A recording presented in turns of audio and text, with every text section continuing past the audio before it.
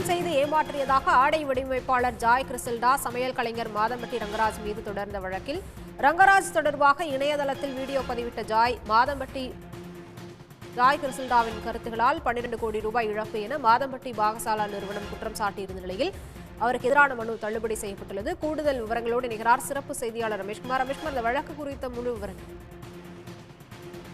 திருமணம் செய்து ஏமாற்றிவிட்டதாக ஆடை வடிவமைப்பு நிபுணர் ஜாய் கிறிஸ்டில்லா பிரபல சமையல் கலை நிபுணர் மாதம்பட்டி ரங்கராஜுக்கு எதிராக புகார் அளித்திருந்தார். இது தொடர்பாக அந்த சமூக வலைதளங்களில் வீடியோ பதிவிட்ட ஜாய் கிறிஸ்டில்லா மாதம்பட்டி பாகசாலா நிறுவனத்தை டாக் செய்திருந்தார். இதை எதிர்த்துதான் Madhampatti Thangavelu hospitality private limited நிறுவனம் சார்பில் உயர்நீதிமன்றத்தில் வழக்கு தொடரப்பட்டது.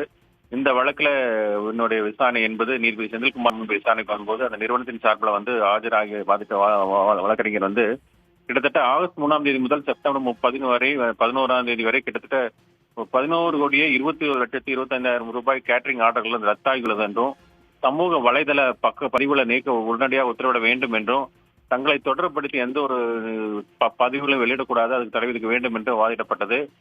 அதற்கு கிறிஸ்டில்லா தரப்புல மாதம்பட்டி பாகசாலா நிறுவனம் பற்றியும் நிறுவனத்தின் வர்த்தக நடவடிக்கை தான் குறிப்பிடவில்லை என்று அவர் தரப்புல வாதம் என்பது முன்வைக்கப்பட்டது.